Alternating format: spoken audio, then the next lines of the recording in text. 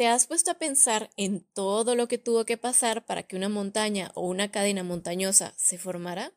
¿Y qué tal la formación de un volcán o de un lago?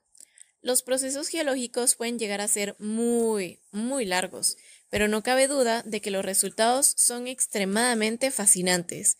Y a veces esto pasa también en nuestra vida. Procesos largos, pero con resultados sorprendentes, tal y como nos cuenta nuestro invitado del día de hoy. En este episodio hablamos con el geólogo guatemalteco Jonathan Orbis Farner, quien nos comparte su largo y para nada recto camino que inició con una carrera deportiva y terminó entre lagos y sedimentos, explorando las joyas geológicas de Guatemala. Acompáñanos mientras aprendemos más sobre paleolimnología y la limnogeología, cómo los sedimentos nos cuentan historias de cientos y miles de años y cómo esas páginas de historia nos ayudan a entender mejor el lugar en el que vivimos e incluso el impacto que pueden llegar a tener nuestras acciones como humanidad. Cambios de rumbo académico, incursiones marinas, perforaciones científicas, huellas de terremotos y calentamiento global. Sin más, empecemos. Hola, somos Dayan, Kat y Rana, tres científicas guatemaltecas convencidas que las carreras en STEM son para todos. no solo para aquellos a los que les va bien en mate. Y todos nos beneficiamos de ellas a diario y te lo vamos a demostrar. Bienvenidos a Epistemas. Buenos días, buenas tardes, buenas noches. Bienvenido, Jonathan. Estamos muy emocionadas por tenerte aquí en Epistemas. Muchas gracias por aceptar nuestra invitación. Y antes de adentrarnos en todo lo que haces, que tenemos muchas preguntas, nos encanta empezar con una pregunta. Y esta pregunta es, ¿quién eres tú? ¿Quién es Jonathan Obrist Farner? Bueno, primero que todo, muchas gracias por la invitación. Es un honor estar aquí con ustedes. Y pues yo soy un geólogo o un científico de la Tierra. Tengo ya 7 años de estar ejerciendo como profesor de Ciencias de la Tierra en la Universidad de Ciencias y Tecnología del Sistema de Universidad de Missouri. Y pues soy guatemalteco. Tengo ya casi 19 años de estar viviendo en los Estados Unidos.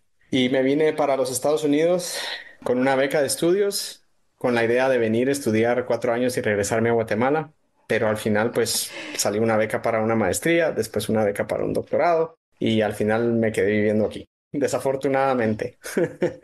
Porque extraño siempre mis tortillas y mis frijolitos, ¿verdad? ¿No has aprendido a tortear? Por supuesto que he aprendido a tortear. Ah, pero no quedan igual, eso es 100% seguro. Definitivamente hacen falta. Creo Sí, que ambas compartimos ¿qué sería ese sentimiento de extrañar las tortillas y los frijolitos? Tanto así que fue lo primero que vine a comer acá. Eso y así es. plátanos, todo lo que tuviera que ver con plátanos. Sí, sí, yo creo que al final nos hace falta a todos. Sí, el quesito seco y quesito fresco, ¿sabe? No he dejado de comer tortillas con guacamole y quesito seco estos días que he estado aquí. Sí. Pero, pues ese soy yo. Súper, y antes de adentrarnos en todo esto, en toda la geología, el científico de la Tierra, y nos llamaba la atención tu biografía de Twitter, ¿no? Entusiasta del sedimento, creo que sería la traducción, ¿no?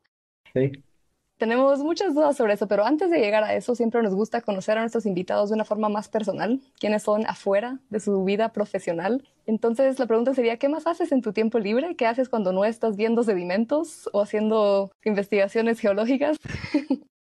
Pues fíjate que yo cuando era chiquito siempre estuve muy involucrado en el deporte, entonces siempre me he quedado involucrado en eso. Es más, la beca que yo me gané para los Estados Unidos era por deporte y así fue como paré yo aquí, ¿no? Haciendo mis estudios, por supuesto, pero al mismo tiempo pues también jugando tenis. Y pues siempre me he quedado enamorado del deporte, soy aficionado y me encanta cualquier tipo de deporte. Entonces, pues siempre me he mantenido en ese entorno como activo. También soy padre de dos niñas hermosas y entonces esa es una gran parte de mi vida también. Y me encanta mucho, creo siempre he sido muy del outdoors, de estar afuera, acampar, subir montañas, escalar, todo lo que tenga que ver con estar en la naturaleza. Entonces me encanta mucho salir a acampar, mucho flotar en los ríos y expediciones así, ¿verdad? Es más, tengo un sueño de armarme una canoa e irme a meter al río Polochic desde como Santa Catarina La Tinta y terminar en Río Dulce. O sea que algún día, si puedo, estaré por ahí flotando a los ríos de Guatemala, aunque le tengo un pavor a las congas, que son unas moscas negras que muerden. No sé si las conocen.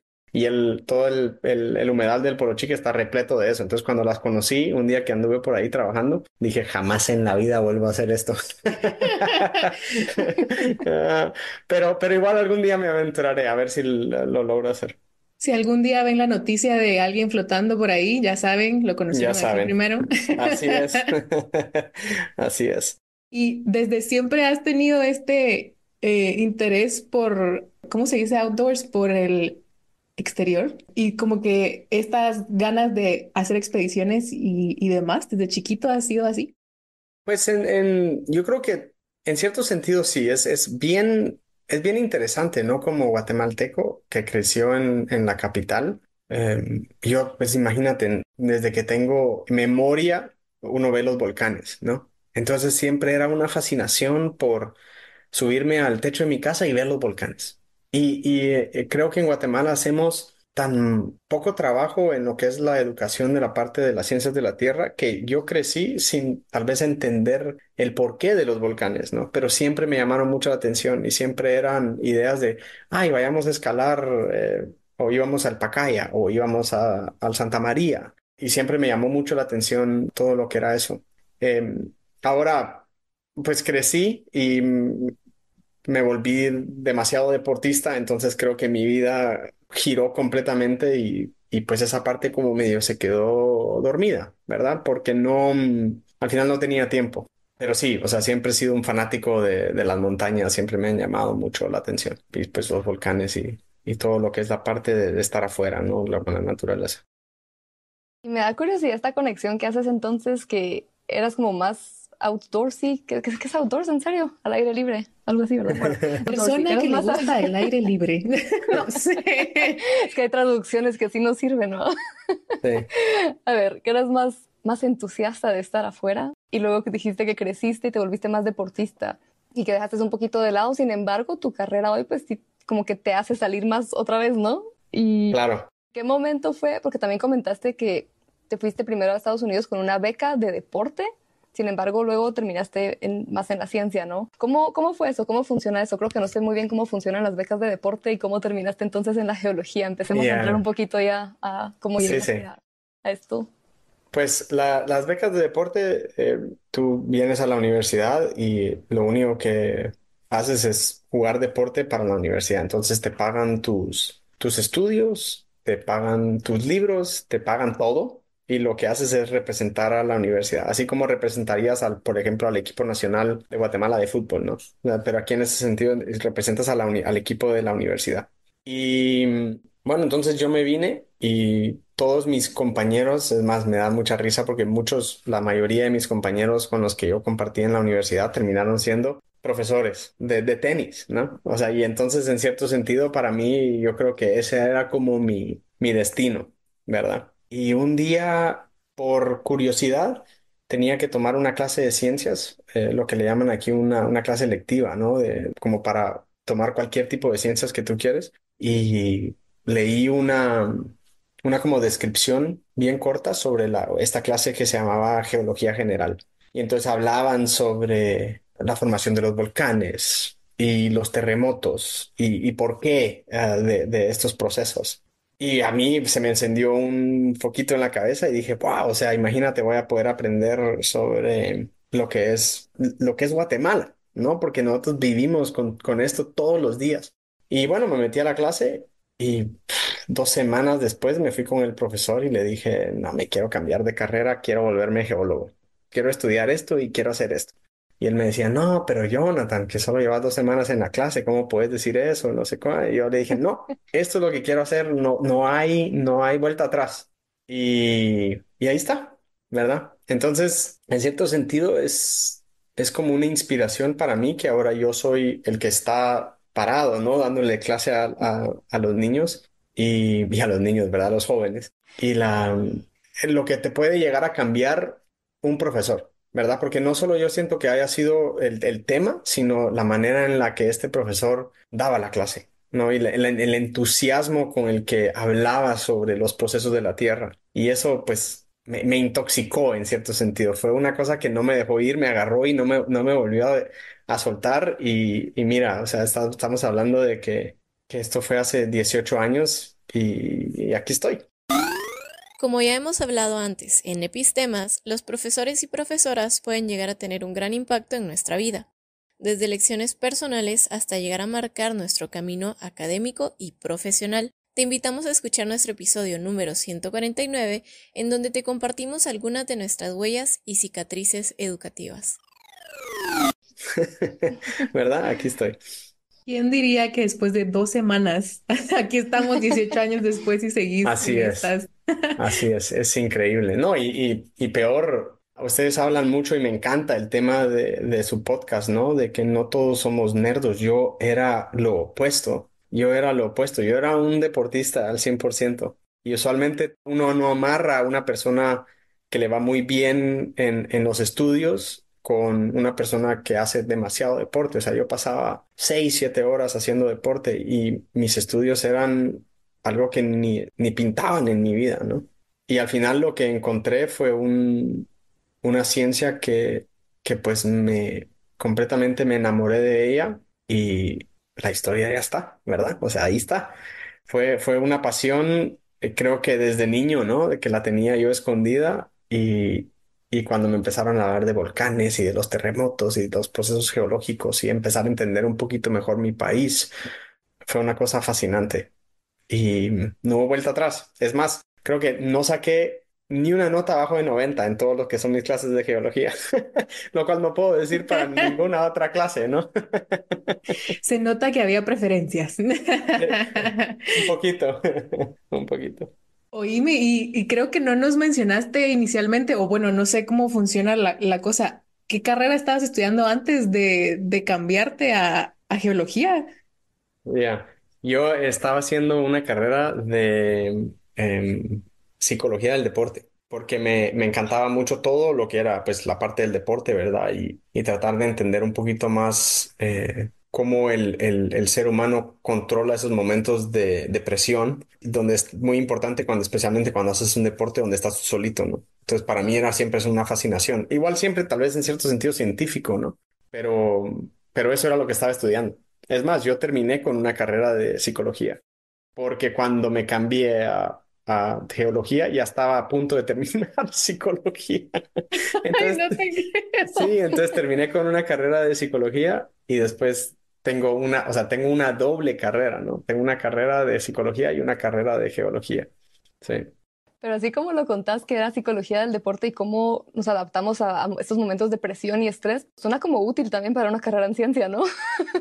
No, imagínate, ahora por supuesto que lo es. Y uno como profesor también, en cierto sentido, sos psicólogo, porque yo ahorita tengo un laboratorio donde tengo 6, 7, 8 personas trabajando conmigo y cada uno es diferente, ¿no? Entonces tú no puedes llegar a hablarle a uno de una manera como le hablas a otro porque este se pone a llorar o el otro no se lo toma bien o el otro se lo toma muy personal. Entonces al final tienes que aprender a manejar a toda la gente y motivarlos, ¿no? Como que en sus ciertos lenguajes que tú le tienes que hablar a esas personas. Entonces al final ayuda un montón. Y aunque no lo crea uno, pues las ciencias, aquí en los Estados Unidos especialmente, tienes que vender tus ideas y convencer a la gente que lo que estás haciendo es importante. Entonces también es aprender a agarrar una idea, escribirla y desarrollarla tal vez no tan detalladamente y como que jugarle la psicología al revisor para que te diga, claro, esto es una cosa magnífica, ¿no? Y entonces démosle el dinero. Vaya a sacar sus núcleos. Así es, así es. Claro. Y allá vamos a llegar a la parte de los núcleos, pero tenía una última preguntita sobre esta parte más personal de tu camino a la geología, antes de entrarle de lleno a los sedimentos. Y es esta forma en la que encontraste la geología. ¿Este fue tu primer encuentro con la geología, tu primer encuentro con la ciencia? ¿O qué pensabas de la ciencia antes de esto? ¿Si tienes algún familiar en STEM o algo así? ¿O esto fue así la novedad y lo que te enamoró hasta ese momento de tu vida? No tengo ningún familiar en STEM. Y La verdad es que es un poquito interesante. O sea, yo siento que fue como la primera vez, o sea, yo no te puedo decir 100%. No tengo yo recolección ni memoria de haber aprendido sobre las ciencias de la Tierra en algún momento en mi juventud. Estoy seguro que es un tema que se toca, ¿no? Aquí en los Estados Unidos se hace como más o menos cuando un niño tiene como 9, 10 años, empiezan a introducir las ideas de las capas de la Tierra y las placas tectónicas y los terremotos y los volcanes, pero es algo muy superficial. Y yo creo que es algo que no se desarrolla más que solo en un par de clases. Y entonces no sé si en Guatemala, no sé si ustedes tienen recolección de eso cuando eran chiquitas. Yo no tengo recolección en absoluto de haber tocado ninguno de esos temas. Entonces, mi conocimiento por lo que era la geología era mínimo, ¿no? Era absolutamente mínimo y probablemente hasta erróneo. No quiero ni decir lo que pensaba antes de que empezara a estudiar. Pero bueno, sí, fue en esas 2 semanas, 3 semanas, donde fue así como que, ¡pum!, ¿verdad? Y vámonos. Qué increíble. Yo sí tengo un poquito de esas recolecciones, pero porque mi papá aquí también es bien nerdo. Si yo tenía alguna pregunta y me acuerdo que preguntaba como, siempre me ha fascinado cuando vas como camino a Titlán y ves como las capas, ¿no? Siempre hacía preguntas así. Y mi papá así como, pues no sé, pero vamos a buscar un libro y vamos a leer. Entonces, yo sí tengo como recuerdos así de conexiones, pero y lo quería comentar solo porque yo en algún momento en secundaria quise estudiar geología, solo no sabía en dónde estudiar geología en Guatemala en ese momento y al final dije, bueno, nos vamos por otro lado, pero Claro. por eso también me emociona mucho escuchar tu historia y aprender más de geología aquí hoy. Y creo que ya por la hora entrémosle de una vez a lo profesional, a la geología, a lo que haces hoy. Y ya nos contabas que al inicio era esta fascinación por, o sea, volcanes, sismos, una forma de entender esto que en algún momento en tu infancia pues te fascinaba de otra forma, ¿no? De otra forma más recreacional. ¿Cómo fue ya estando en la carrera entonces, ya cuando decidiste, bueno, me voy a cambiar a geología? ¿Fue lo que esperabas? Uf, yo siento que al final la vida te da como vueltas para diferentes lugares, ¿no? Y es como, como vas dando vueltas y no es siempre lo que esperas, pero igual uno siempre encuentra como su nicho, su caminito, ¿no? Yo te cuento un poquito y nos vamos a ir un poquito para atrás. Yo cuando empecé no tenía ninguna visión o ninguna idea o no tenía yo la motivación para decir, uy, yo quiero volverme un investigador, ¿no? Pero em, bueno, me di cuenta de que sacando una licenciatura uno se quedaba un poco corto, especialmente trabajando en los Estados Unidos y, y pues uno tiene que buscar visas y tiene que buscar permisos y entonces hay cientos de miles de geólogos con licenciaturas. Entonces fue así como que, bueno, yo necesito hacer algo más, ¿no? Para sobresalir. Entonces voy a sacar una maestría. Entonces empecé a sacar una maestría y de repente, mientras sacando mi maestría, me empecé a dar cuenta que la investigación sí me gustaba y que era algo que en verdad me apasionaba, ¿no? Llegar a entender algo que nadie nunca ha entendido o que nadie nunca ha investigado, una hipótesis o alguna pregunta. Y salió la oportunidad de hacer un doctorado. Entonces me recuerdo, imagínate, esto fue en el 2010, o sea, estamos hablando hace 14 años, ¿no?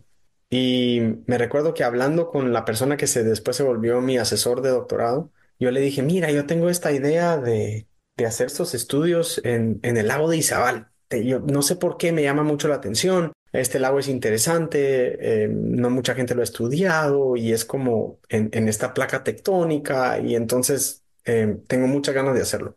Pero así como tú que decías que no tenías una idea de cómo estudiar geología en Guatemala, o sea, lo que es la ciencia geológica es muy poco desarrollada. Y entonces cuando yo empecé con esta idea, mi asesor me dijo, bueno, ¿y por qué no ves a ver si de repente logras conseguir dinero, fondos del gobierno de Guatemala para hacer un estudio en Guatemala y empezar a desarrollar esos estudios allá? Ingenuamente le escribí un email al MEM, creo yo, al Ministerio de Energía y Minas, y dije yo, ay, miren, yo no me acuerdo ni a quién le habría escrito, pero yo les dije, miren, yo estoy buscando una oportunidad para hacer estos estudios en Guatemala. Nadie me contestó, ¿no? Entonces, pues eso se quedó ahí y mi asesor en ese entonces, cuando me dijo, venite a hacer un doctorado conmigo, él tenía plata para trabajar en China, ¿verdad? Entonces mi doctorado al final fue un trabajo de campo y mucha de la geología del el noroeste de China, en el medio de la nada, o sea, cerca de donde, así el desierto, cerca de donde pasaba el camino de seda. La ruta de seda fue la primera ruta o red de rutas comercial mundial de la historia de la humanidad. Se extendía a lo largo de miles de kilómetros uniendo China con Asia Central, el Medio Oriente y Europa. O sea, un lugar así remoto, remoto. Y lo más alejado de lo que puedas hacer o de lo que puedas imaginarte sobre lo que estoy haciendo el día de hoy. Y bueno, empecé a trabajar en eso y terminé mi doctorado. Me dieron una posición en una compañía de petróleo. O sea, imagínate, ahora me fui de la parte académica a trabajar por el enemigo, digamos, no ahora por todo lo que es el petróleo. Estuve trabajando en hacer pozos petroleros en el oeste de África y trabajé como 2 años en eso, completamente opuesto a lo que hice durante mi doctorado. Pero siempre me quedó esa como espina, ¿no? Y un día dije yo, bueno, pues tal vez igual logro conseguir una posición académica y empecé a aplicar. Y yo creo que ingenuamente apliqué a muchos lugares donde imposible que me fueran a dar trabajo. Yo pensando uy, sí, lo que yo hago y lo que yo soy es algo que les va a llamar mucho la atención a las universidades. Y ahora estando sentado de este lado, volteo a ver para atrás y digo, uff, Jonathan, no tenía la menor idea de lo que en verdad se requiere para tener una posición académica. Y mira que yo todavía considero que la posición que me dieron a mí fue pura suerte, porque viniendo de un doctorado con un par de publicaciones y después siguiéndote a la parte como de la industria, regresar es bien difícil. Y bueno, me dieron la posición, no le quitemos eso porque ya pues ya pasó, ¿no? Pero pero sí tuve mucha suerte y me vine a la academia y dije, uff, ¿y ahora qué voy a hacer? ¿No? Imagínate, hice mi doctorado en China, después trabajé en África y entonces a China ya no puedo regresar, no sé hablar chino, estaba en China porque mi asesor era chino, eh, y entonces ahora, ¿y qué hago, no? Y entonces dije, bueno, pues, ¿y qué tal si desarrollo esa idea que tuve hace 7, 8 años de trabajar en Guatemala? Y así empezó. Entonces, te das cuenta que el camino no siempre es así como perfecto ni recto en absoluto. Es tortuoso, es un camino que da curvas y da vueltas y vas para atrás y para adelante y al final yo creo que uno medio que encuentra su nicho, encuentra su lugar y pues a darle viaje. Y aquí es donde estoy. Realmente tengo muchas preguntas y no sé por cuál seguir. Por cualquiera, por cualquiera. Porque, digamos, con esto último que mencionabas, que pues el camino no es lineal, ¿no? O sea, van a haber como empujoncitos y tropezones y de todo, y llevándote desde China hasta África, desde como la academia a la industria, ¿en algún punto sentiste así como de, uy, esto tal vez no era lo que yo quería o esto tal vez no era lo mío? Pues yo creo que mi personalidad siempre ha sido mucho de, tal vez siguiéndome más atrás como al deporte, ¿no? A veces solo hay que bajar la cabeza y darle para adelante, ¿no? Y yo siento que viendo para atrás no, creo que volteé a ver y dije yo, uy, esto no es lo que quiero, me quiero regresar a estudiar en Guatemala, ¿no? Los lagos de Guatemala, por ejemplo. No, yo creo que nunca tuve esas dudas. Ahora, de que en un doctorado que son 5 años y que uno la lucha tanto, me imagino que habré querido colgar la toalla miles de veces, ¿no? Porque siempre es frustrante y es difícil, es bien, bien difícil. No sé si contesté ahí tu pregunta, pero al final creo que cuando yo cambié a la parte de la industria, era como, ahí sí yo sí me di cuenta que era algo que no necesariamente era lo que quería hacer. Y te digo eso y a veces todavía me dan ganas de irme de regreso. Porque, porque es más fácil, ¿no? Es más fácil. Es un trabajo donde tú tienes un objetivo, te dicen, mira, necesitamos que hagas este análisis, tienes 3 meses para hacerlo, tú cumples con tu objetivo, a los 3 meses en donde estés tienes que hacer una presentación aunque no tengas 100% la respuesta, tienes, por ejemplo, 70-80% una buena idea de lo que es, tú la presentas, a la gente le gusta. Entonces, bueno, ok, perfecto, Jonathan, buenísimo, muchas gracias. Ahora continúa con tu siguiente objetivo, ¿no? O tu siguiente meta que va a ser que analices esto y esto. Entonces es un poquito más estructurado y a veces cuando uno está en la ciencia, el final no lo es claro, ¿no? es como que uno trata de contestar esta pregunta o tienes una hipótesis y quieres hacer los diferentes trabajos para poder testear esa hipótesis. Y yo creo que uno llega y no sabes cuándo terminas o no sabes exactamente cuál es el final, ¿no? Y a veces eso a mucha gente como que lo pone ansioso y hay que aprender a manejar eso, ¿no? Entonces a veces es frustrante no tener como un final y a veces uno tiene una pregunta, la tratas de contestar y en vez de terminar contestándola, terminas con como 100 preguntas más, Science in a ¿verdad? nutshell.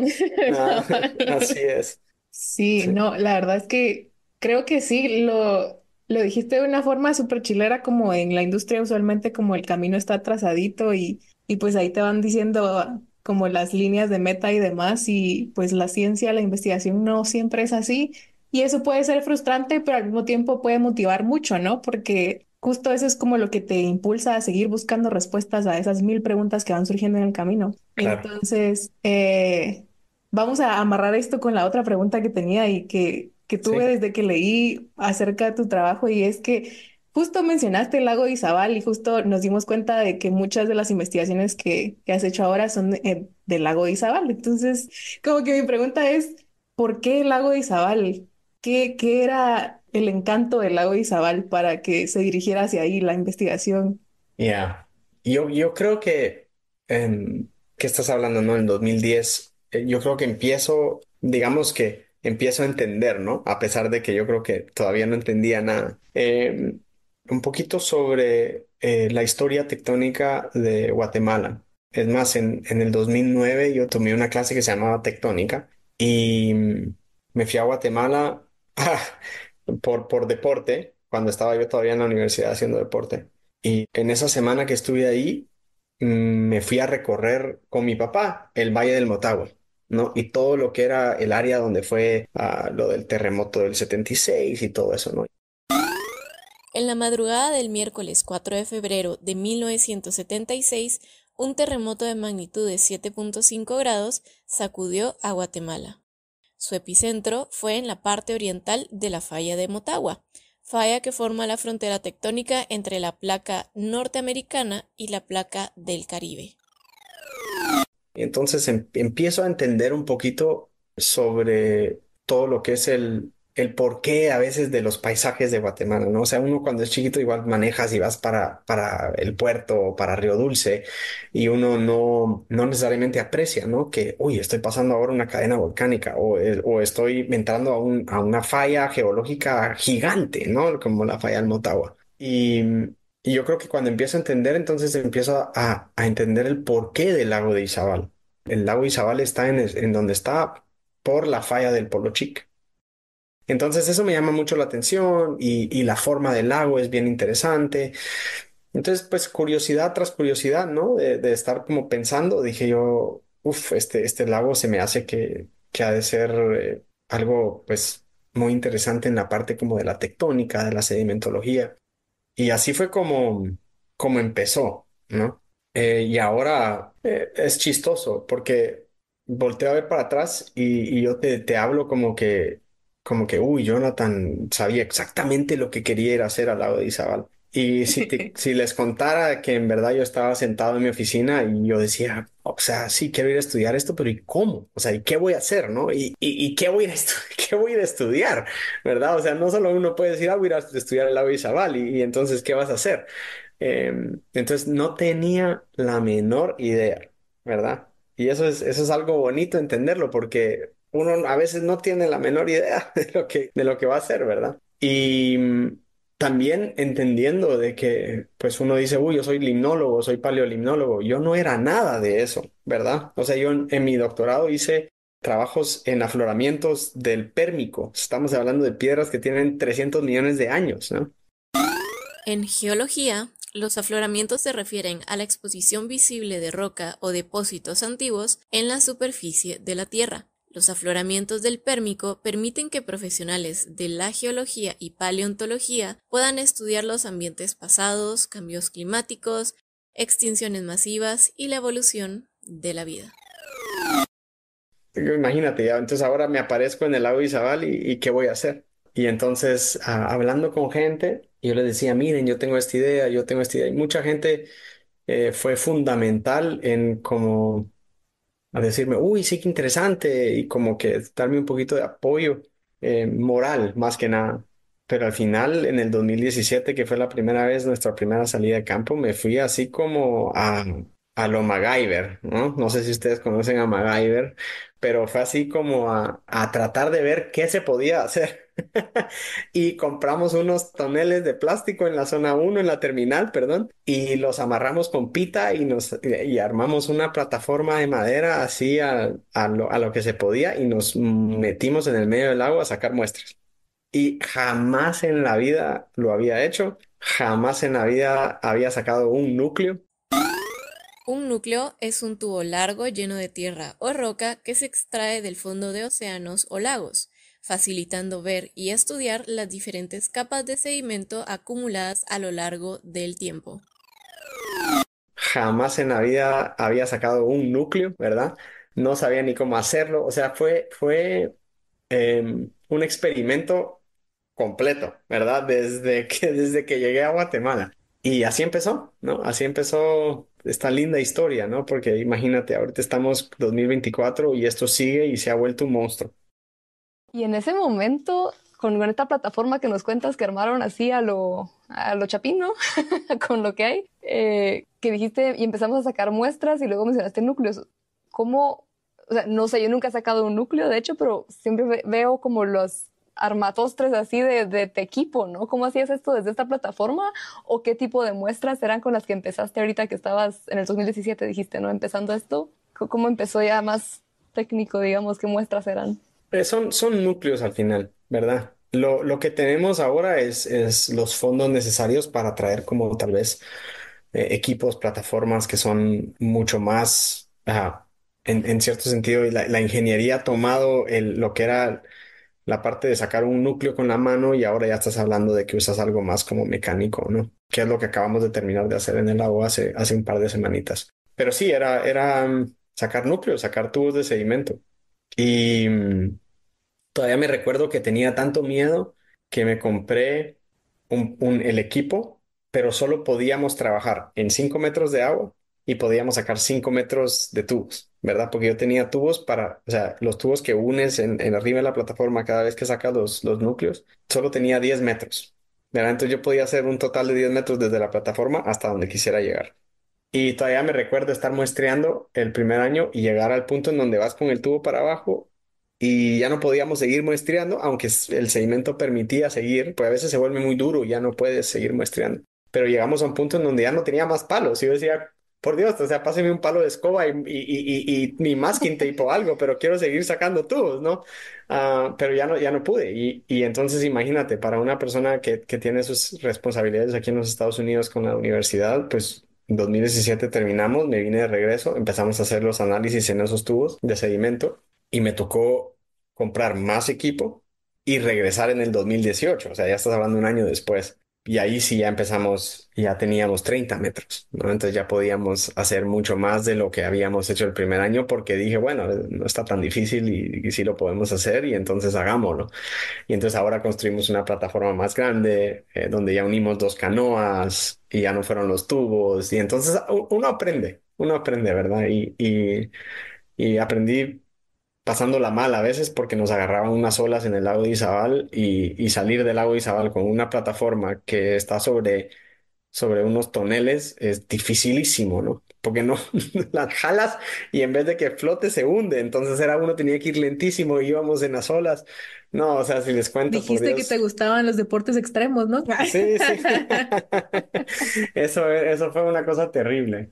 Pero, pero al final creo que sobrevivimos todos y pues nos aventuramos a hacerlo otra vez y pues ahí vamos. Qué interesante, la verdad. Y tenemos algunas otras preguntitas, pero ahorita que mencionaste que antes de eso estabas haciendo afloramientos del Pérmico y esto ya nos da como una idea de temporalidad, ¿no? Tenemos algunas preguntitas de nuestros Patreons. Desde este año en Epistemas tenemos un Patreon, entonces pues personas que nos apoyan económicamente mes a mes también pueden ser parte de los episodios y nos dejan sus preguntas para estas entrevistas. Entonces tenemos una pregunta que quería relacionar con esto que nos contabas y uno de nuestros Patreons nos comenta: Bueno, puso la paleolimnología, que en tu caso pues la geología, pero lo que estás haciendo es paleolimno más o menos, ¿no? Ujú, sí. Funciona para sucesos más recientes que siglos, digamos de décadas o por ahí. ¿Existe algún rango de tiempo en donde la paleolimnología es más efectivo y otros en donde no? Cuando uno habla sobre hay mucha gente que le dice paleolimnología, pero también tienes como la limnogeología, ¿no? Entonces, por ejemplo, yo te puedo decir, yo estaba estudiando el pérmico, pero los afloramientos que estábamos estudiando o las piedras que ahora estábamos viendo, esos en su momento, ¿no? Habían sido depositados en un lago, por ejemplo. Entonces, si te pones a pensar, ¿te estabas estudiando en lagos? Sí, claro, estaba estudiando en lagos, pero no era a través del estudio del sedimento, sino ya de piedras, ¿no? Y es algo que entonces te da perspectivas sobre procesos geológicos, ya estás hablando de millones de años o cientos de millones de años, ¿no? Porque en ese entonces, pues estás hablando de un lago que estuvo hace 280 millones de años en la China. Y ahora, claro, puedes estudiar procesos que han sucedido o pasado en la Tierra, pero la resolución se pierde, ¿verdad? Porque o sea, a través de los procesos geológicos, con el tiempo, el sedimento se compacta y entonces comprimes mucha de la historia en a veces 50 metros. Entonces, si tú dices, vamos al lago de Izabal el día de hoy y saquemos un tubo de 50 metros, si algún día lo logras hacer, estás hablando que vas a tal vez tener 50.000 años de historia, ¿no? Pero si yo miro el afloramiento en China y miramos 50 metros de piedra, estás hablando tal vez de 3 millones de años en esos 50 metros. Entonces las escalas son completamente diferentes, ¿no? Y entonces los procesos geológicos que puedes estudiar también son completamente diferentes. Entonces tú ya estás hablando de que tal vez en Izabal tenemos una historia interesantísima climática y entonces puedes ver, por ejemplo, cómo se ha desarrollado el proceso el niño, la niña, durante los últimos 10.000 años, ¿no? Y entonces ves cómo el niño, la niña ha controlado precipitación en la cuenca del lago de Izabal durante el Holoceno. Pero ya cuando te vas a China y estudias estos afloramientos, estás tal vez viendo señales de Milankovitch, que son más como los cambios de la órbita de la Tierra alrededor del Sol, ¿verdad? Entonces ya estás hablando de procesos que suceden en cientos de miles de años, ¿verdad? Entonces es como las escalas son completamente diferentes, pero el estudio del paleo, yo creo que o la paleolimnología te da la posibilidad de hacer cualquiera de las dos. Me surgieron varias preguntas con todo lo que dijiste ahorita. Lo primero es más metodológico cuando dijiste que estudiabas en rocas, esto de los afloramientos del Pérmico. Solo creo que es una pregunta medio tonta, tal vez, no sé, pero así como cortito, cómo se hace eso? O sea, me imagino como que la roca en sí es como ¿cómo se dice? Digging, como excavas un pedazo y ves allí, o estamos hablando de una roca como una roca que ves fósiles ahí, o que la partís y la abrís con algo, no sé. Ya, sí, sí. ¿Cómo es? Mira, si les cuento, yo creo que se van a aburrir. Pero, pero No creas. trajiste algo bien interesante cuando hablabas de que cuando ibas para ATI y uno miraba las capas de la Tierra, ¿no? Mm. Esas capas de la Tierra al final son como páginas, ¿verdad? Y es tú, como geólogo, descifrar lo que dicen esas páginas. Entonces, no está escrito en español, ¿no? O sea, está escrito en un lenguaje que ya nadie lo conoce. Y entonces utilizas diferentes maneras de cómo leer la información que tienen esas capas. Entonces, cuando tú estás hablando de que uno va y ve las capas de la Tierra, a veces las capas de la Tierra están vas manejando y en la pared ves las capas de la Tierra. A veces las capas de la Tierra están volteadas y entonces uno camina sobre la Tierra y va viendo las diferentes páginas, ¿verdad? Entonces en China eso es lo que era, que las capas de la Tierra están volteadas y entonces uno camina y vas caminando a través del tiempo, ¿verdad?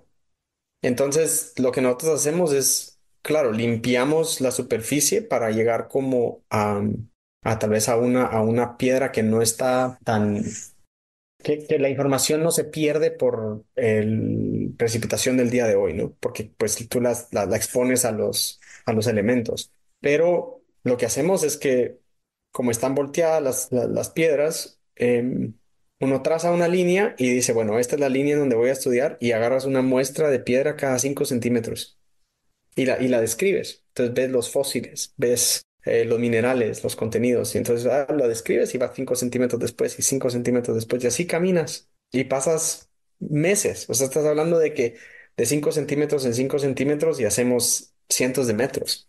Y entonces caminaste a través de, por ejemplo, 100 metros, estás hablando de que caminaste a través de 5 millones de años de historia. Qué increíble. Y yo no sé si me quedó claro cuando dijiste que en la China, por ejemplo, esto está torcido.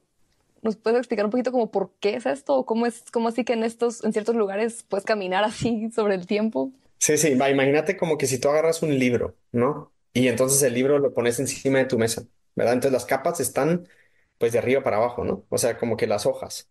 Pero hay veces por procesos tectónicos que ese libro se gira a 45 grados, ¿no? Entonces las hojas ya no están como que si tú tuvieras que perforar como para verlas, sino que están volteadas. ¿Verdad? 45 grados, por ejemplo. Y entonces tú puedes caminar y entonces ves las diferentes hojas, ¿verdad? Como que si estuvieras caminando por un lado. A veces pueden ser 45 grados, a veces pueden ser 90 grados. Y eso es un proceso tectónico, te lo puedo decir como que si tú te imaginas una analogía que se usa muy fácil, es que tú tienes una alfombra y te puedes imaginar que pones diferentes alfombras juntas y las empujas en contra de la pared. Y entonces se forman como estas ondas, ¿no? Y entonces después cortas y entonces si agarras en una manera perfecta, si cortas la onda cuando va para abajo, entonces ves las diferentes como alfombras, ¿no? Y entonces así de esa manera puedes decir, ah, ok, entonces aquí, por ejemplo, aquí son hace 200 millones de años, y la próxima capa es 190 millones de años y así vas, y así sucesivamente, las vas estudiando una por una. Y son solo por procesos como tectónicos, entonces, que pasa esto, ¿no? En largos periodos de tiempo. Esto me recordó ahorita, es como, hay algo así en Sudamérica, ¿no? Que es como una pared con huellas de dinosaurio, Así que es, está así en vertical. sí. Ah, yo me muero por ir ahí, se me había olvidado que eso existía. Este lugar es un yacimiento paleontológico llamado Cal Orco, declarado Monumento Natural Paleontológico de Bolivia en 1998. El bosque. Sí, hay muchos lugares en donde tienes eso, ¿verdad? O sea, usualmente donde siempre has tenido algún proceso tectónico. Por ejemplo, en Sudamérica tienes pues la formación de los Andes, ¿no? Y eso hace que muchas de esas capas pues se volteen. En Guatemala también hay lugares donde eso existe. Toda la transversal del norte, por Huehuetenango, hay muchas formaciones así, donde se pueden estudiar. Y justo ahora que mencionábamos, nos contabas un poco más acerca de cómo, pues se trata de buscar como ciertas huellas o señales en los sedimentos y como que saber toda esa historia del pasado, historia del pasado. Eh, y los demás procesos tectónicos que pasan, creo que eso es lo que están tratando de hacer también en el lago de Izabal, ¿cierto? Como ver qué ha pasado ahí antes y cómo ha jugado un papel como toda la tectónica del lugar y demás. No sé si nos podrías contar un poquito ya tiempo después de que no sabías qué ibas a hacer en Izabal, qué Sí. está pasando en Izabal. Sí, bueno, mire, les voy a contar dos historias que yo creo que, o tres historias, porque yo creo que eso es algo lindísimo de nuestro país, ¿no? Y una pregunta para ustedes. ¿Cuánto tiempo creen ustedes que lleva el lago de Izabal de existir? Ah, yo creo que yo debería saber eso en algún momento. ¿Tú qué? Yo estoy esperando que vos contestes primero. No es el lago de Izabal en sí como lo conocemos el día de hoy, sino en el lugar en donde está el lago de Izabal, o sea, la cuenca del lago de Izabal. Voy a decir menos de 65 millones de años. Muy bien, es perfecto. A mí se me ¿Ya? hace como, no sé, pero es que sí no tengo idea, como Ya, cientos de miles de años, pero no sé cómo en cuánto. ya. Bueno, miren, sorpresivamente, y eso es porque le digo, también les dije más temprano de que se había vuelto un monstruo, ¿no? Porque nunca me lo imaginé. Pero el lago Izabal tiene por lo menos 12 millones de años de existir. ¿Qué? Entonces, hay en ciertos lugares, si ustedes se van como al área de El Estor, o sea, al lado oeste, donde están las bocas del Polo Chic, y todo lo que es área del humedal, en ese lugar, si uno lograría, como científico, meter un tubo y sacar un tubo de sedimento, uno sacaría más o menos 5 kilómetros de sedimento que se ha depositado en la cuenca del lago de Izabal. Y con eso estamos hablando de que tendrías la posibilidad de ver atrás 3, 4 millones de años de historia sobre cómo se ha desarrollado nuestro país. Entonces, o sea, es una maravilla geológica en cierto sentido. Y Y una preguntita rápida sobre esto antes de que sigas. sí, sí, Antes de esto era que esta parte estaba bajo de agua por mucho tiempo, ¿no? O cómo es, o qué había antes de 12 millones de años. muy buena pregunta. Yo creo que no te podría decir, pero yo creo que hay una formación antes de que se empiece a depositar ya sedimento dentro de la cuenca que se llama la formación Río Dulce, que es una formación marina que tiene corales. Hemos encontrado pedazos de corales en los afloramientos en la nueva autopista que va de Río Dulce hacia el Estor, por ejemplo.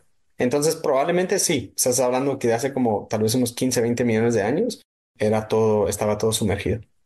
Bueno, entonces ahora les cuento. Lo que también hemos encontrado en el lago y hablamos mucho sobre como lo que hemos aprendido, ¿no? En lo que hemos estudiado del lago. Y el lago de Izabal es algo interesantísimo porque el día de hoy, yo no sé si ustedes me imagino que han oído o cuando van, siempre dicen, ay, sí, que a veces se meten los delfines por el cañón y que uno ve delfines y si uno habla a veces con los pescadores, le dicen, no, es que aquí antes habían tiburones y pues los tiburones igual pueden ser no necesariamente asociados con agua de mar, ¿no? Pero hace 8.000 años el mar se metió completamente al lago de Izabal. Y eso lo hemos encontrado a través de los estudios que hemos hecho en el lago.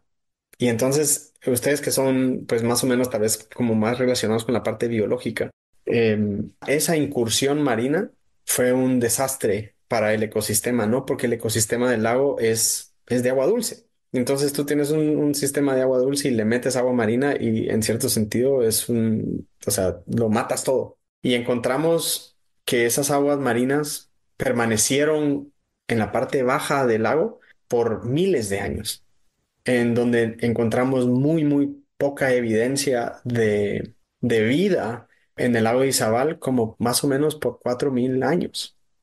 O sea que el lago de Izabal, como lo conocemos el día de hoy, es completamente diferente a lo que era hace 10.000 años, por ejemplo. Y eso es por la incursión de estas aguas marinas. Y el interesantísimo es que sucede después, nuevamente, hace como 1.000 años, vuelve a meterse el agua de mar y vuelve a causar un como cambio dramático en lo que es la parte ecológica. Ahora, el miedo que tenemos, por lo cual nos han estado apoyando tanto, es porque esas como enseñanzas que nos dan estas incursiones marinas al lago, nos dejan en cierto sentido entender cómo responde un ecosistema cuando el agua marina se mete repentinamente.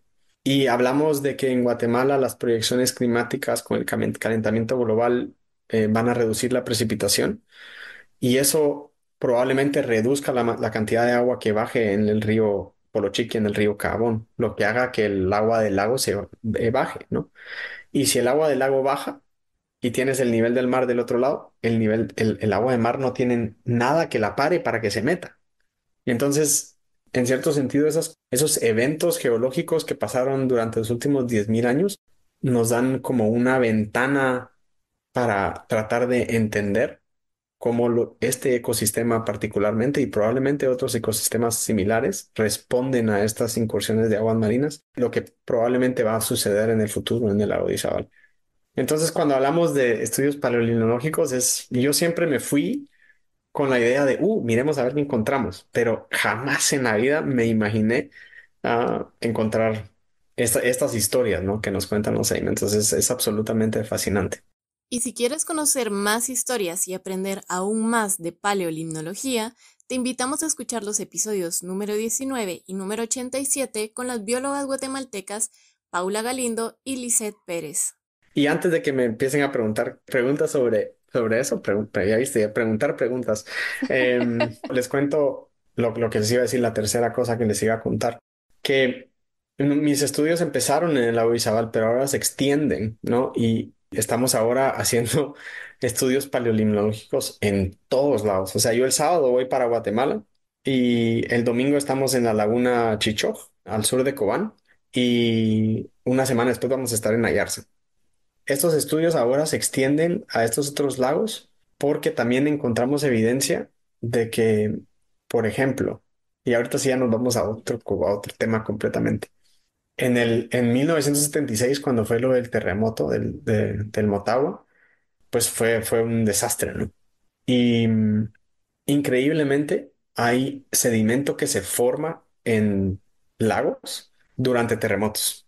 Entonces, ahorita nos dieron, el gobierno, aquí en la Fundación de Ciencias de los Estados Unidos nos dio esta oportunidad para ir a estudiar los diferentes lagos de Guatemala, porque lo que queremos es entender, por ejemplo, si en el 1976 se formaron este tipo de sedimentos que se forman cuando hay un terremoto, si los encontramos y que ya los encontramos, ahora lo que nos permite es, a través del tiempo, es ver cada cuánto ocurren estos sedimentos en estos lagos. Y entonces de esta manera llegar a decir, ok, tal vez terremotos así como el del 76 ocurren cada 50 años, ocurren cada 100 años, porque eso es lo que vemos en el sedimento, por ejemplo, que cada 100 años vuelve a ocurrir algo así.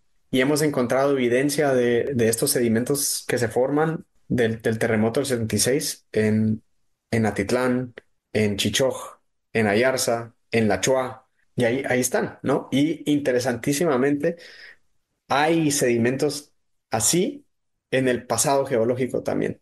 O sea, estamos hablando de alrededor de 1700, 1800, 1600. Hay evidencia de que hay otras formaciones similares. Todo es muy preliminar, todo ha sido los últimos meses, pero eso es lo que nos permite, ¿no? El estudio de los lagos a través del tiempo, ¿no? Es no solo entender el día de hoy, sino nos da una como ventana al pasado y es absolutamente emocionante, ¿no? El poder descifrar en cierto sentido la historia de nuestro país viendo los sedimentos. Qué increíble, la verdad. Qué fascinante. Estoy un poquito speechless ahorita, pero también Estamos. quería echarme también la broma de que ahora tenemos una mejor idea de lo que significa ser un entusiasta de los sedimentos, porque literal es como, ¿te imaginas con un puchito de tierra en la mano? Pues más o menos así es, ¿no? Pero lo importante es no es la tierra y el puchito de la tierra, sino es utilizar como diversos métodos para poder descifrar lo que el sedimento se está diciendo. Y eso incluye estudiar los organismos que existen en el sedimento, el polen que se acumula en el sedimento. Y ahora tengo una compañera, por ejemplo, que hasta logra sacar ADN del sedimento. Entonces ya no solo te miran los organismos que dejan fósiles, sino que también los organismos que no dejan fósiles y que dejan evidencia a través como del ADN, ¿no? ¿Cómo no se degrada? Se degrada, absolutamente se degrada. Pero hay, em, es como un reloj de tiempo. Yo creo que llega hasta cierto punto en donde todavía lo encuentras. ¿Ya? Entonces estás hablando de que tal vez tienes y bueno, hay cuencas o lagos que el fondo del lago es anóxico. Entonces la degradación del ADN em, es menor que en un lago somero donde sí hay oxígeno en el fondo. Y, pero sí, o sea, hay lugares en donde logras reconstruir em, por miles de años, ¿verdad? Qué increíble. Vamos a tener que traer hasta a tu colega entonces a indagar en este ADN de organismos no vertebrados o, ¿cómo fue que dijiste? Organismos que no fosilizan. Claro, claro. Sí, sí, y ella creo que estuvo conmigo ahorita en Izabal trabajando porque es parte de este proyecto que está viendo lo de las incursiones marinas, pero creo que a través de mi entusiasmo por el sedimento, ya la convencí que hay que hacer más trabajo en Guatemala y ahora nos vamos a ir a Titlán y a Matitlán y a todos estos lagos que están teniendo muchos problemas con las cianobacterias, ¿verdad? Para ver qué podemos hacer a través de los estudios de ADN. Realmente eso es todo otro mundo y estoy así como con la cabeza volada. Qué terrible traducción, con el mind blown. Yeah. Pero justo, primero creo que, como nos mencionabas, ¿no? Todo esto es preliminar de los últimos meses. Yo estoy más que segura que te vamos a traer de regreso para que nos contés qué más han encontrado ahí en el lago de Izabal, no solo en el lago de Izabal, sino en todos los demás lagos de Guatemala. Y para terminar ya y antes de entrar a las últimas preguntas, porque ya llegamos a la hora, tenemos otra pregunta de uno de nuestros Patreons y es, por fantasioso que suene, ¿qué les gustaría encontrar en el lago de Izabal que sea el hallazgo de la década o del siglo? Uf. Tenemos otro proyecto en el lago de Izabal que se llama Libre. Y Libre en inglés es el Lake Isabel Basin Research Endeavor, o sea, como la investigación sobre el lago de Izabal, la cuenca del lago de Izabal. Y imagínense, este proyecto empezó un día que yo estaba sentado y yo dije, me encontré con datos que obtuvieron la compañía de exploración petrolera Shell.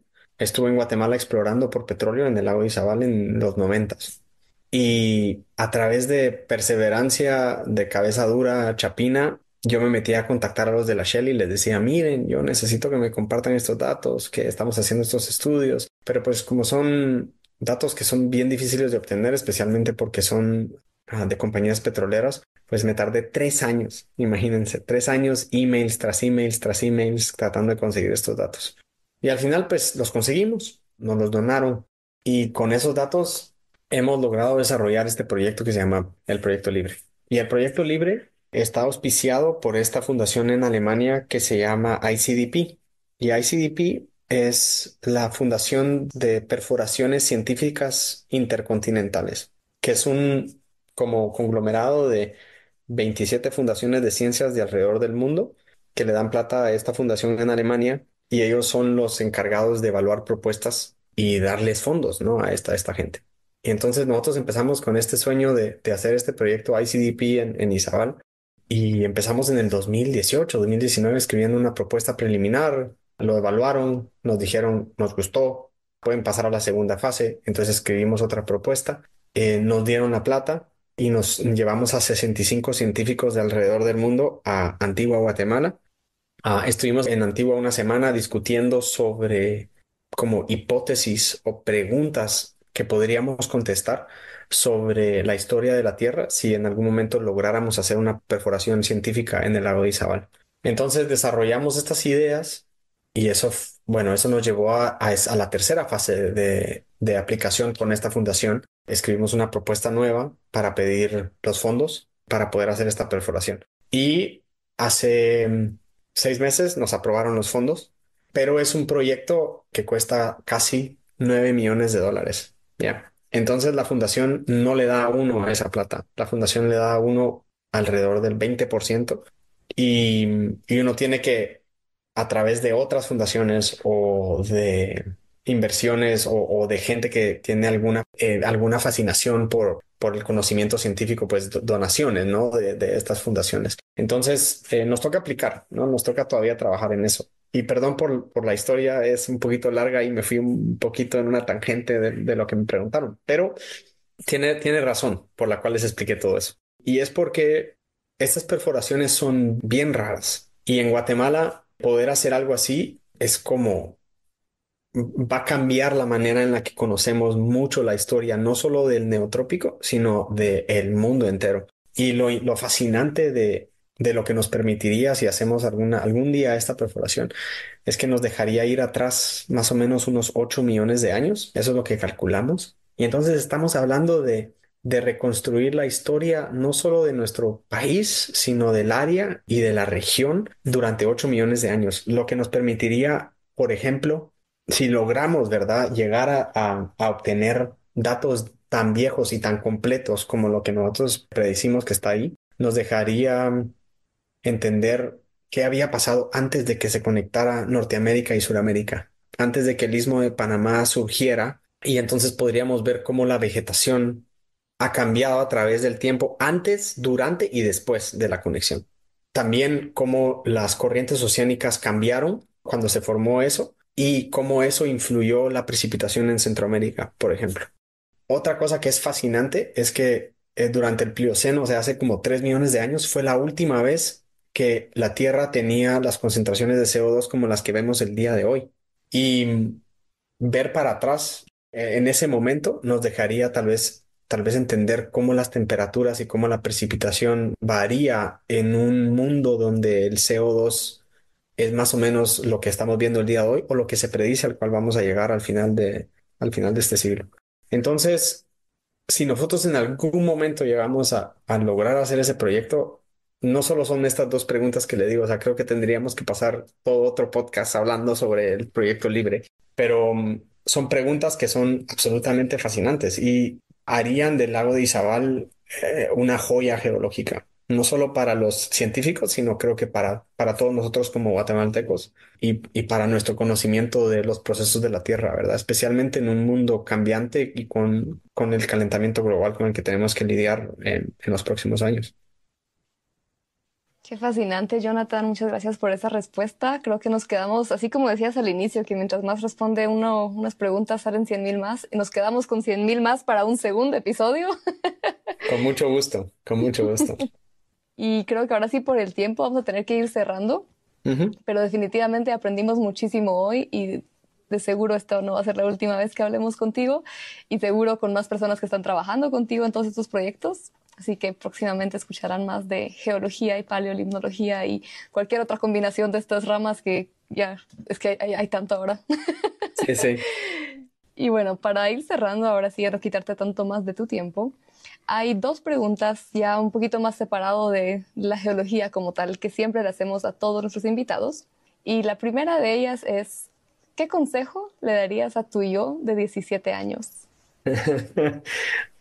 Al tenista. Al tenista. Sí, muy buena pregunta. Yo creo que al mi yo de 17 años es un poquito difícil, ¿no? Porque pues estaba completamente en otra historia. Pero creo que cuando yo empecé ya más como involucrado en lo que era toda la ciencia, uno a veces se frustra porque los caminos son difíciles y tal vez es a veces muchas ansias porque las cosas no se dan.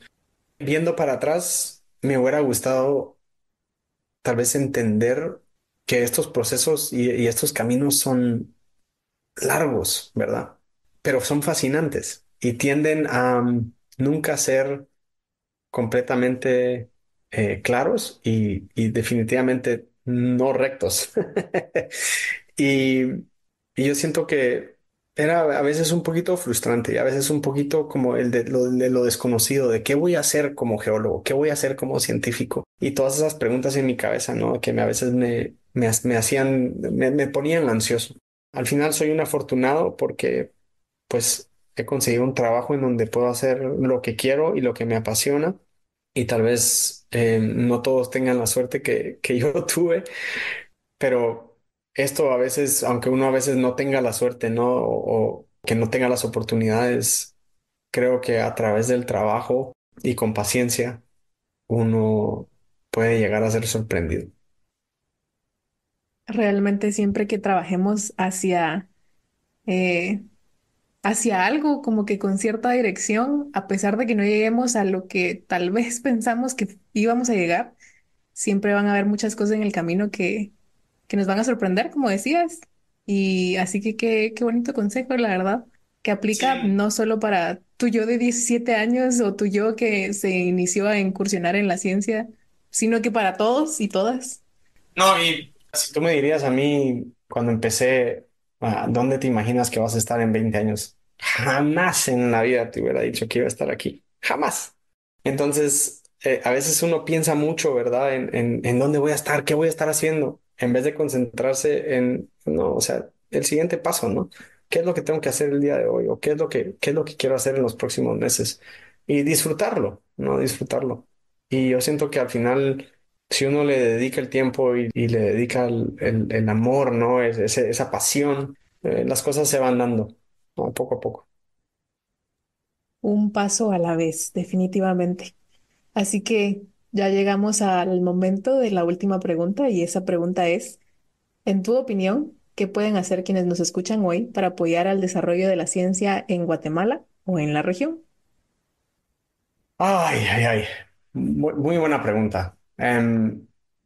Pues les puedo tal vez como que dar mi opinión, ¿no? Yo siento que a veces en cierto sentido, y lo veo mucho aquí en los Estados Unidos, a veces los científicos o específicamente la ciencia no son algo que es visto como algo como que, ay, ¿qué vas a hacer? O sea, que vas a ser biólogo, ¿qué vas a hacer como biólogo? O ¿qué vas a hacer como geólogo, ¿verdad? ¿Qué vas a hacer con tu vida?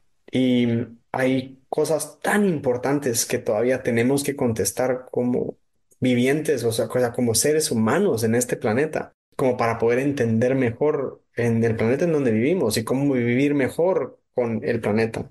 Siento que no hacemos suficiente, por lo menos en mi opinión, con la gente joven. O sea, yo tengo mis dos hijas que han crecido recientemente y han pasado por todas estas clases, ¿verdad? Yo digo, ¿y dónde está la ciencia? ¿Dónde está inculcar esa como curiosidad para tratar de entender estos procesos? No hacemos suficiente. Y me apasiona mucho poder hacer un cambio en ese sentido, por lo menos para mí, que siento yo que es algo que deberíamos de hacer, que es tratar de poder inspirar a esos niños, ¿no? A que se vuelvan un poquito más curiosos y que sepan que el camino de la ciencia es absolutamente fascinante. Gracias, Jonathan, por invitarnos a compartir más del fascinante mundo de las ciencias con los y las jóvenes con tanto entusiasmo, así como tú nos compartiste tu pasión por los sedimentos y las historias que estos cuentan en este episodio. Gracias también por demostrarnos que el camino no siempre es fácil, y mucho menos lineal, pero que con trabajo y paciencia la vida nos puede sorprender. Y gracias a ti, que nos escuchas, por acompañarnos en un episodio más de Epistemas, con un agradecimiento especial a nuestros patrons o patrones. Y si tú también quieres poder participar en la elección de temas y personas invitadas de nuestros episodios, hacerles preguntas y saber que cada semana apoyas al acceso del conocimiento en STEM en América Latina, únete a nuestro Patreon, en donde además podrás platicar con nosotras y nuestros otros patrons más detalles sobre los temas que tratamos en cada episodio y todo lo demás que quieras. Como siempre, te dejamos el enlace en las notas del episodio. Finalmente, te recordamos que si te gusta nuestro trabajo, otra forma de apoyarnos y unirte a nuestra misión de llevar las STEM a más personas es compartiendo este episodio e interactuando con nosotras en redes sociales. Así que te esperamos por ahí. Y ahora sí, hasta la próxima.